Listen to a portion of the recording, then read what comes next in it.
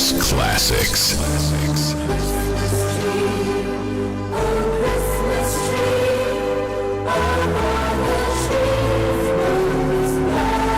Season's greetings from Gold FM 93 or 93.2 island-wide. The Total Request Weekend.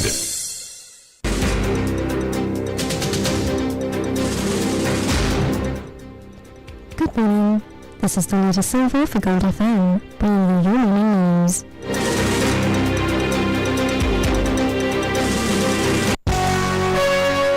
The news headlines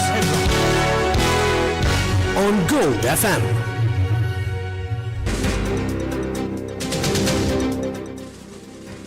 In the news headlines, rains to continue today too.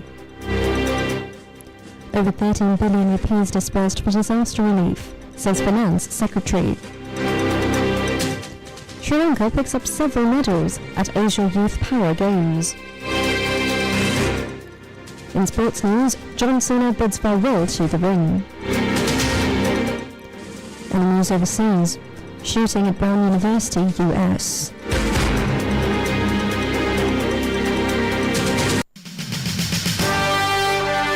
The top story on Gold FM.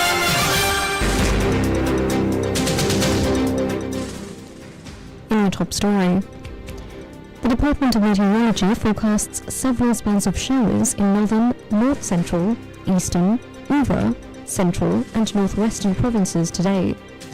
It added that showers or thundershowers may occur at several places in the other areas of the island after 1 p.m. Meanwhile, the National Building Research Institute extended its landslide early warning advisory for another 24 hours across 7 districts. The warning, effective from 4 p.m. yesterday until 4 p.m. today, covers the Badulla, Kandy, Matale, Morelia, Kurunegala, Kegol and Ratnapura districts. Of these, Level 3 or evacuation landslide early warnings are effective in the Kandy and Kurunegala districts. The districts of Badulla, Kegol, Matale, Morelia and Ratnapura are facing Level 2 or alert warnings, and a Level 1 early warning was issued for the Gampaha district. In the meantime, the official death toll from Cyclone Ditwa is currently at 643, with 184 people still missing as search operations continue across several affected areas.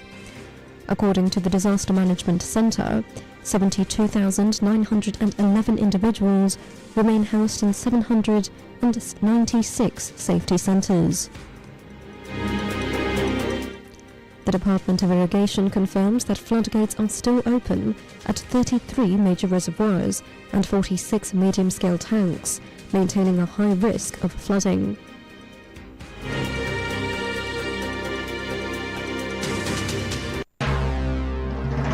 This is the local news on Gold FM.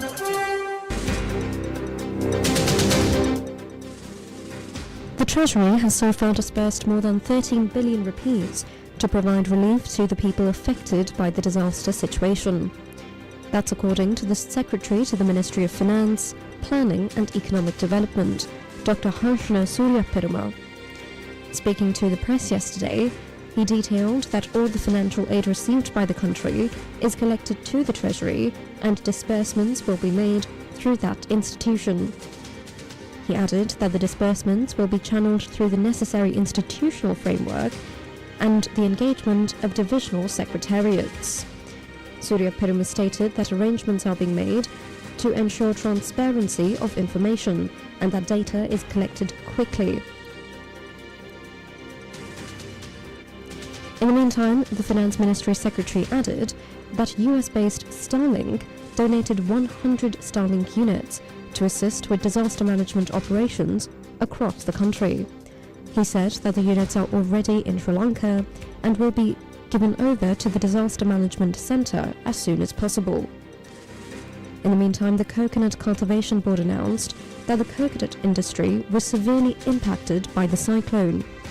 Chairman Sunimal Jaikode asked the public to provide information regarding all coconut trees destroyed by the disaster.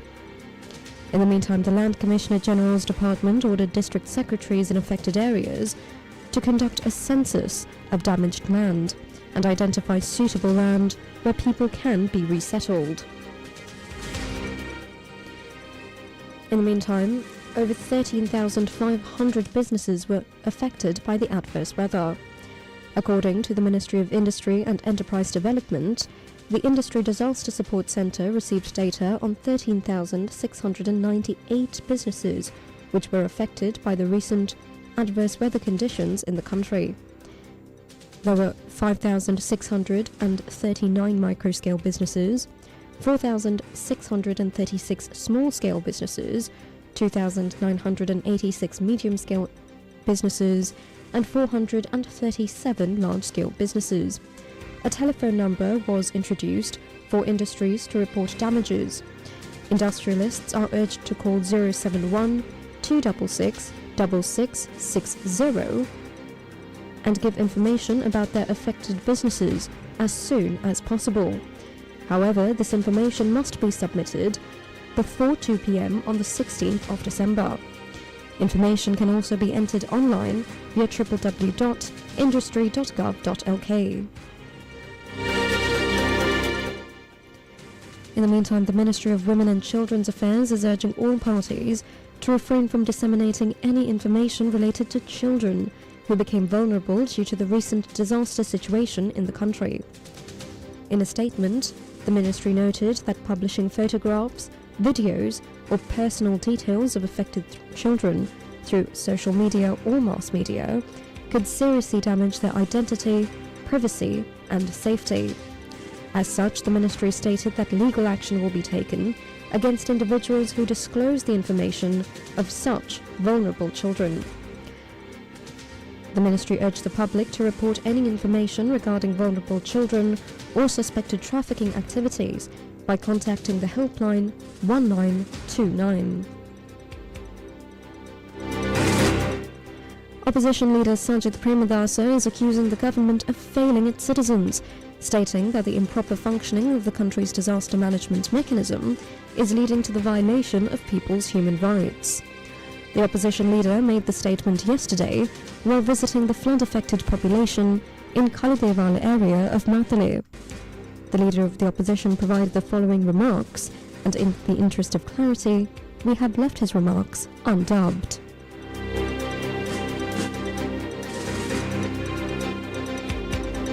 කාලගුණ විද්‍යා දෙපාර්තමේන්තුවේ 11 වෙනිදා ඉඳලම රට දැනුවත් කරා ජනතාව දැනුවත් කරා ක්‍රමිකව කාලගුණ තත්ත්වය ඉතාමත්ම අයහපත් තත්ත්වයට නිර්මාණය වෙනවා කියන එක කාල වේලා තිබුණා ජනතාව ඉවත් කරගන්න ආපදා සැලැස්ම ක්‍රියාත්මක කරන්න ඔය විවිධ අවදානම් ලකුණු ප්‍රදේශවලට අවශ්‍ය ප්‍රවාහන කටයුතු ටික සපයන්න බෝටු ටික දමන්න අපේ රටේ ආපදා කළමනාකරන සැලැස්ම ක්‍රියාත්මක වුණෙත් නැහැ ඒ ශාස්ත්‍රීය වැඩ කටයුතු ක්‍රියාත්මක වුණෙත් නැහැ පිට අලුත් විදිහකට අලුත් ආපදා කළමනාකරන සැලැස්ම රටට නිර්මාණය කරන්නට තිබෙනවා සුනාමියෙන් පස්සෙවත් අපි රටක් හැටියට පාඩමක් ඉගෙනගෙන නැහැ ආපදා කළමනාකරන අමාත්‍යාංශය වෙනමම පත් කරලා ඒකටම ආවේනික වුණු ආපදා කළමනාකරන නිලධාරී ප්‍රාදේශීය මට්ටමින් පමණක් නෙවෙයි බිම් මට්ටමින් ස්ථාපනය කරලා ශක්තිමත් ව්‍යුහයක් තුළ ක්‍රියාත්මක වෙන ආපදා කළමනාකරන වැඩ පිළිවෙලක් හැටියට ක්‍රියාත්මක කරන්න ඕන විවිධ අනාවැකි ඵල කරද්දී ඇයි රාජ්‍ය යාන්ත්‍රණය සක්‍රිය වෙලා වෙන තත්ත්වය පිළිබඳව මීට වැඩිය උනන්දුවෙන් කටයුතු නොකළ. ගෙදර විතරක් ලබා දුන්නාට ඉඩම විතරක් ලබා දුන්නාට මදි. ආදායම් ඒ සියල්ලක්ම ඒකාබද්ධ වුණු ජනතාව ජීවත් කරන වැඩසටහනකට අපි යොමු වෙන්නට ඕන.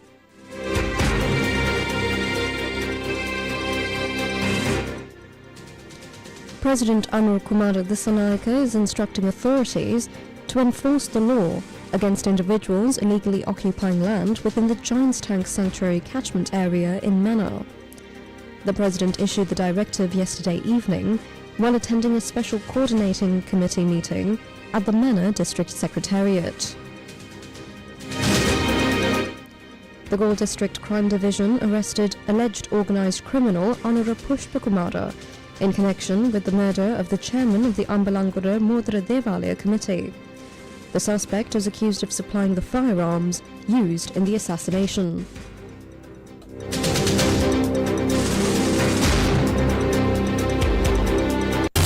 Now for some news in brief.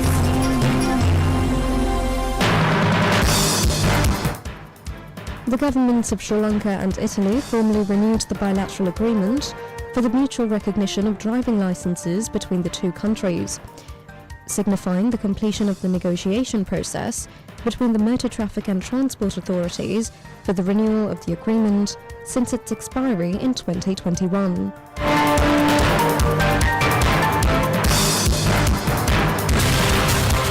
The business news on Gold FM.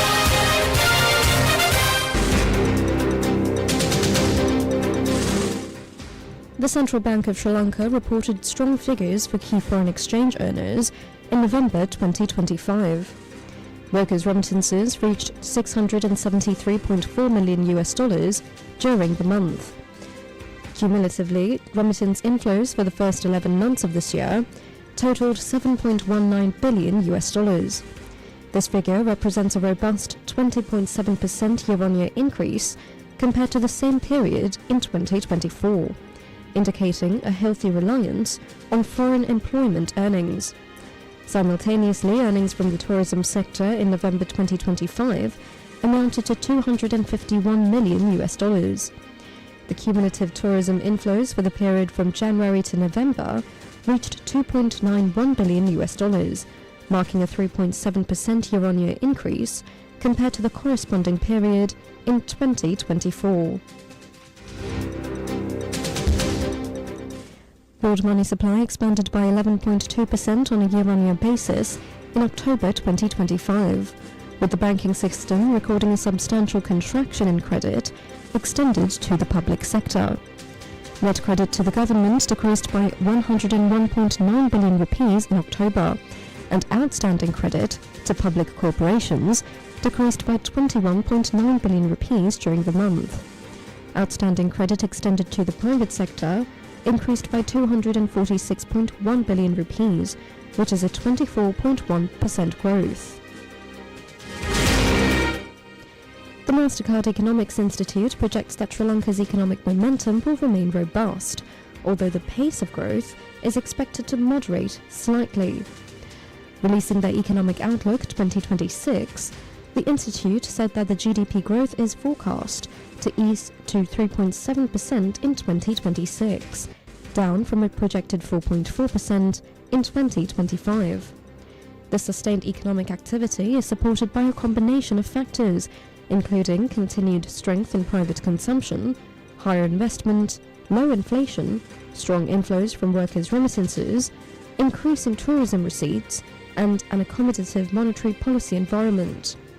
The report emphasizes that tourism is emerging as a critical growth lever for the entire region, enhancing external stability and supporting local economies. In Sri Lanka, the trend is visible in the growing popularity of the leisure-led southern tip of the island nation, suggesting diversification beyond traditional tourism centres.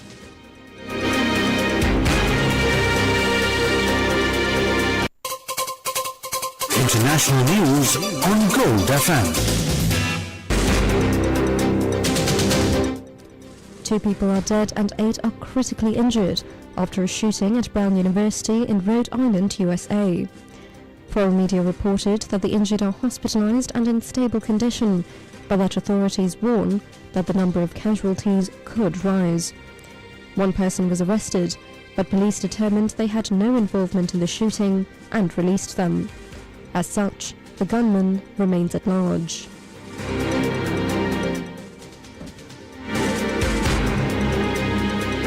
Entertainment news on Gold FM. Pro wrestling icon John Cena is stepping into the ring for the final time in Washington, D.C. today, bringing to an end one of the most illustrious careers in the history of the sport. The 48-year-old American, who secured a record 17 world titles and coined the famous "You Can't See Me" catchphrase, will face Gunther, aka the Ring General, in a match that headlines the WWE's Saturday night's main event. The opponent was determined through a special 16-man bracket tournament called The Last Time Is Now. The final match is available to watch internationally on streaming platform Netflix.